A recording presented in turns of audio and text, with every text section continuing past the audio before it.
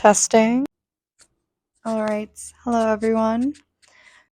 I'm here to talk about how dysautonomia shaped my life and why, even though it's caused me so much pain, I've also have a beautiful outcome and have just gained such a beautiful perspective of life. Dysautonomia is essentially dysfunction of the nervous system. Think about when you randomly get a rapid heart rate movement. That is your autonomic nervous system.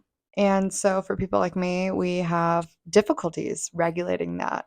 So I might randomly get a fast heart rate. I might get heart palpitations. I might have GI issues, get heartburn, problems with digestion. I might feel like I'm about to faint, have to sit down. I could go through the whole list. But I'd rather just sit and talk about the things that I've noticed and what has brought me so much joy. To begin, it has completely reoriented how I view stress. Stress is a killer. Stress is no bueno. For me, stress exacerbated every symptom. So I have both dysautonomia and I have connective tissue issues. Like, not just that, but a whole lot more under the scope. And so it's been one of those things just teasing us apart. Besides the point, stress blows that up through the roof. And for me, I realized like this, I have to change things. And so not only did I cut out a lot of stressors, I completely shifted my job.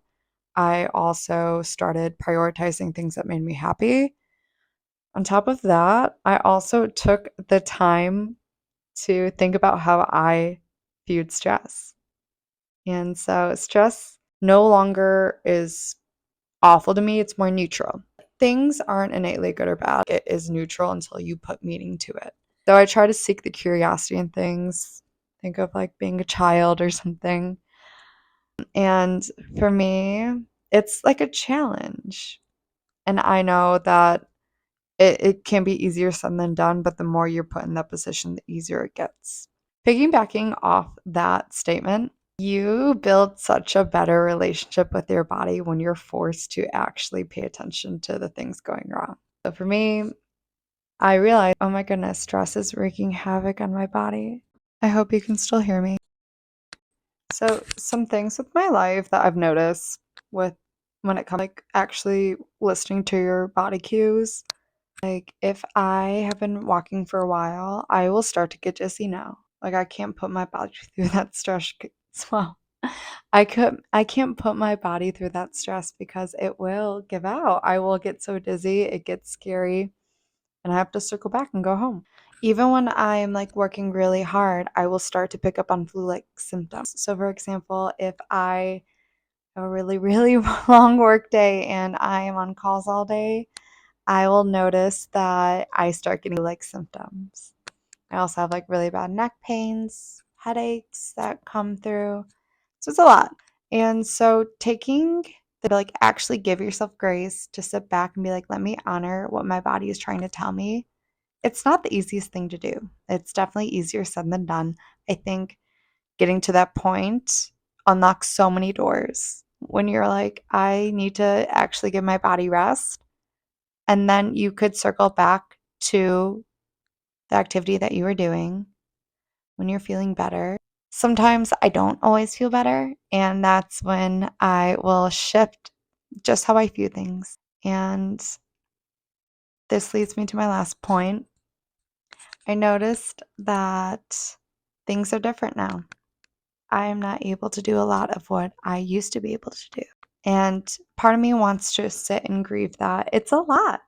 It hurts to be like, I am only in my 20s. Why can't I do this? And I could go on about how sad it is and how much pain like I have felt emotionally. But I think letting those feelings out have really opened up avenues for me to really respect the body that I'm currently in. I think it's really allowed me to see different avenues that I didn't even know existed. So, for example, one of my biggest passions used to be fitness. I can't really power lift or like weight, can't really weight train like I used to. So now I look at what I can do with words, content creation, and I found that I actually really enjoy it. I love reading. I love taking time to like actually feed the ideas that I have coming. Like those were brought to me for a reason. And so that's why I think giving myself that space, giving myself that time to actually be open to hearing, I don't know, to seeing myself in a different light, to not grieve my old self rather than to embrace and empower. I feel like I like embrace. To embrace what my life looks like now and just like be fully there, be fully present. I think there's that idea where if you were to die tomorrow, what would your life be like? And chronic kind of puts that, well, at least in my opinion, it gives me that idea because I want to make sure that even though I might not feel the greatest, I'm still living life to the fullest that I'm able to. And that brings me to my last point. Positivity has been massive, really keeping that positive mindset throughout the duration of this diagnosis, my prognosis, everything else that's going on. It's so easy for you to lean back into why me? I'm guilty. A lot of people are guilty.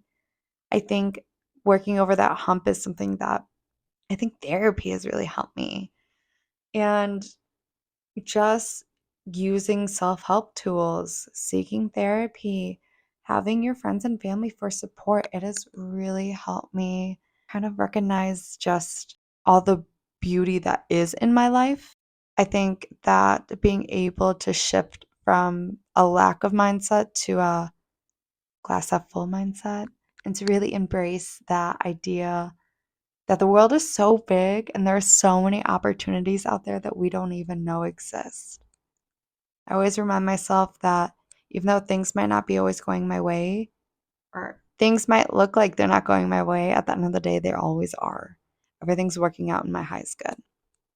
So, although this was a video on dysautonomia and just how it's impacted my life, I think I've really leaned into spirituality to help heal.